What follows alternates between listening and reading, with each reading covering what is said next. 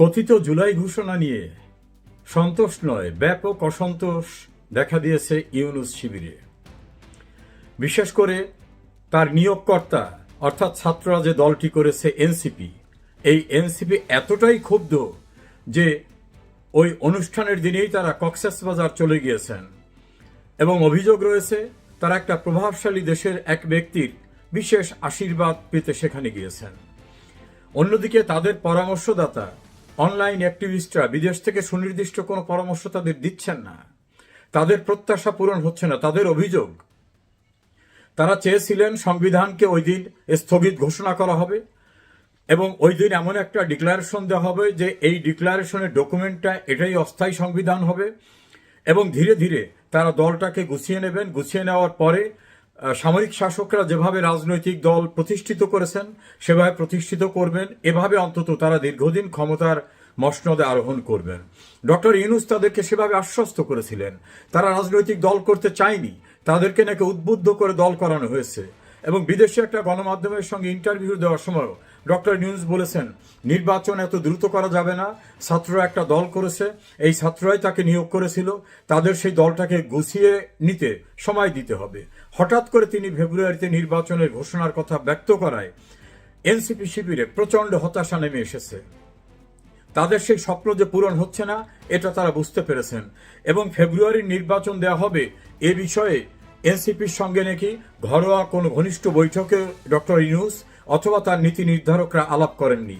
সেই কারণে এনসিপি শিবিরের একটি অংশ ইউনূসকে বেঈমান, বিশ্বাসঘাতক, ক্ষমতালোভী, সুবিধাবাদী এভাবেই তারা অভিযুক্ত করছেন।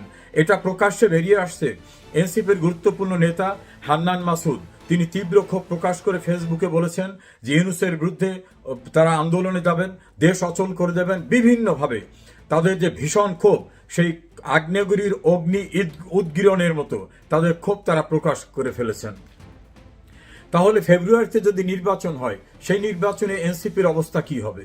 মিলিটারি, র্যাব, বিজিবি সহ বিভিন্ন প্রশাসন ব্যবহার করে তারা কোথাও মিটিং করতে পারছেন না। সারা দেশের একটি নির্বাচনী এলাকাও তাদের জন্য এখনো প্রস্তুত না। এইরকম অবস্থায় ফেব্রুয়ারিতে নির্বাচিত হওয়ার মতো কোনো পরিস্থিতি তাদের নেই। এজন্য ফেব্রুয়ারি নির্বাচনটা কার পরামর্শে ইউনূস দিলেন এটা নিয়ে তাদের অভিযোগ।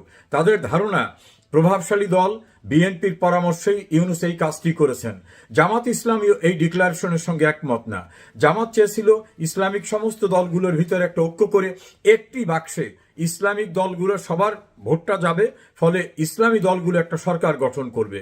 তারা সেইভাবে একটা আত্মপ্রসাদ গুনেছিল, কিন্তু সেক্ষেত্রে তারা চরমোনাই সহ বিভিন্ন জায়গার সঙ্গে ঐক্যবদ্ধ একটা প্রক্রিয়া সিল্ড আকারে হওয়ার পূর্বেই এই নির্বাচনের ঘোষণায় তারাও হতাশ হয়ে পড়েছে।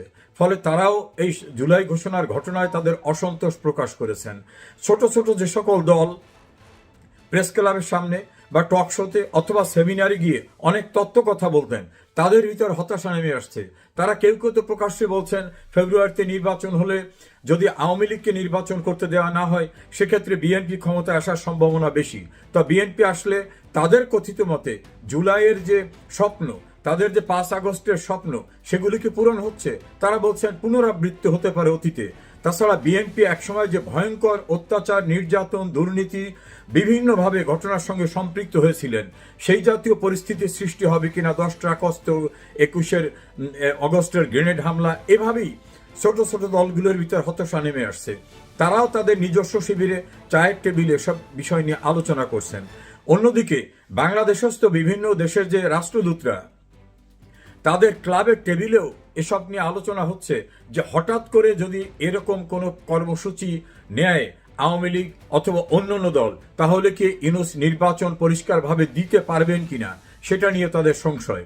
নির্বাচন দিলেও আওয়ামী লীগ এবং তাদের মিত্র দলদের বাদ দিয়ে যদি কোনো নির্বাচন হয় সেই নির্বাচনের গ্রহণযোগ্যতা থাকবে কিনা এবং সেই সরকারকে বিদেশ থেকে বা বড় বড় আন্তর্জাতিক ফান্ড যারা দেন তারা ফান্ড দেবেন কিনা। কারণ বাংলাদেশের অর্থনৈতিক অবস্থা একেবারে নুয়ে পড়েছে।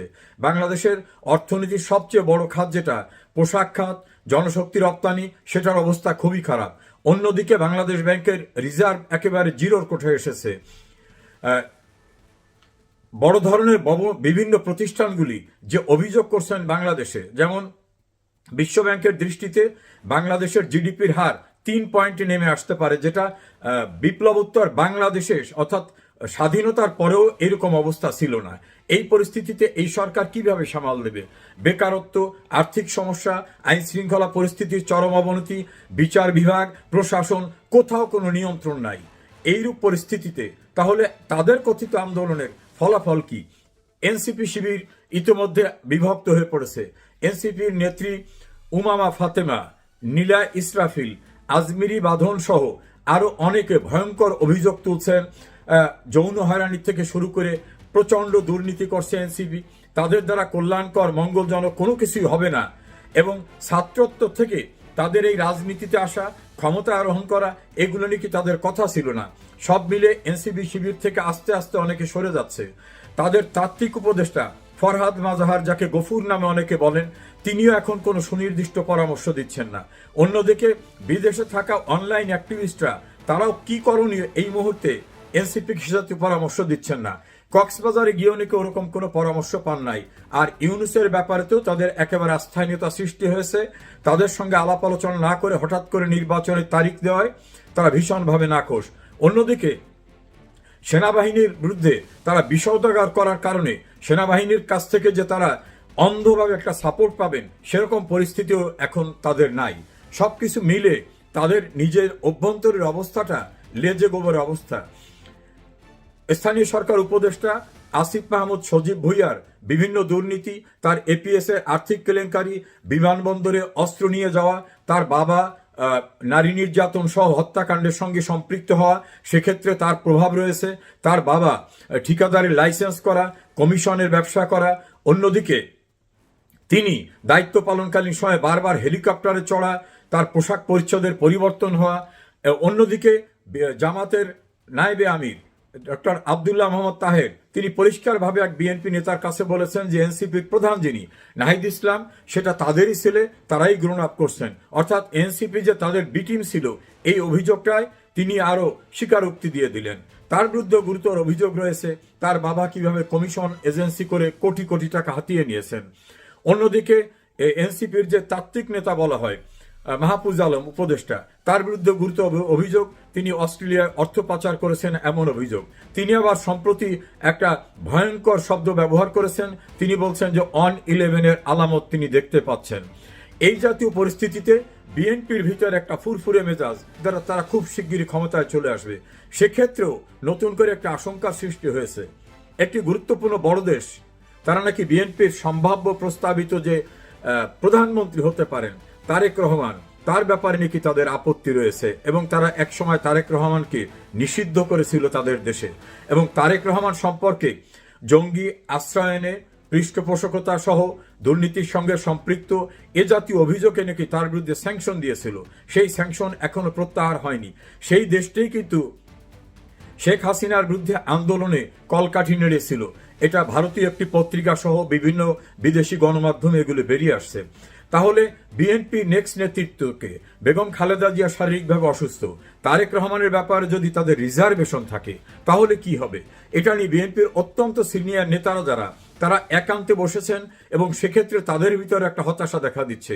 সবকিছু মিলে একটা চরম অনিশ্চয়তার ভিতর থেকে ডক্টর ইউনূস তার স্বার্থগুলি সিদ্ধি করে, তার যে সুযোগ সুবিধা নিতে হবে, মামলা প্রত্যাহার করে নিতে হবে, ট্যাক্স মৌকুফ করাতে হবে, 5 বছর তার অন্য প্রতিষ্ঠানে ট্যাক্স দিতে হবে না, গ্রামীণ ব্যাংকের মালিকানা রাষ্ট্রের কাছ থেকে নিরঙ্কুশভাবে নিজেদের অধীনে নিয়ে নেওয়া, গ্রামীণ বিশ্ববিদ্যালয়, আদম ব্যবসার লাইসেন্স, ডিজিটাল ওয়ালেট সহ যত সুযোগ সুবিধা ব্যক্তিগতভাবে নেওয়া দরকার, সেগুলো নিয়ে তিনি কি তাহলে তাকে যারা এই ক্ষমতার মসনদে বসিয়েছেন তাদেরকে হতাশ করে ফেলে রেখে চলে যাবেন? এ আশঙ্কা এখন এনসিপির মধ্যে। তারা জামাত ইসলামের সঙ্গে ঐক্য করার ক্ষেত্রেও জামাত নাকি এখন তাদের খুব বেশি গুরুত্ব দিচ্ছে না। জামাত মনে করে এনসিপির 2-3টা সিট ছাড়া তাদের কোনো আসন পাওয়ার মতো অবস্থা নাই। আর এনসিপি মনে করে জামাতকে নিয়ে, জামাতকে তারা বিরোধী দল করে তারাই ক্ষমতায় যেতে চায়। কিন্তু পরিস্থিতি কি কেমন জায়গায়? বিএনপির সঙ্গে দূরত্ব বেড়েছে, এনসিপির জামাতের সঙ্গে দূরত্ব বেড়েছে, ইউনূসের সঙ্গে দূরত্ব বেড়েছে, সেনাবাহিনী নিরঙ্কুশভাবে তাদের সমর্থন দেওয়ার মতো অবস্থায় নেই। ছোট ছোট দলের যারা বড় বড় তত্ত্ব কথা বলতেন টেলিভিশন টক শোতে, প্রেস ক্লাবে, তারাও এখন নতুন করে আর কোনো পথ খুঁজে পাচ্ছেন না।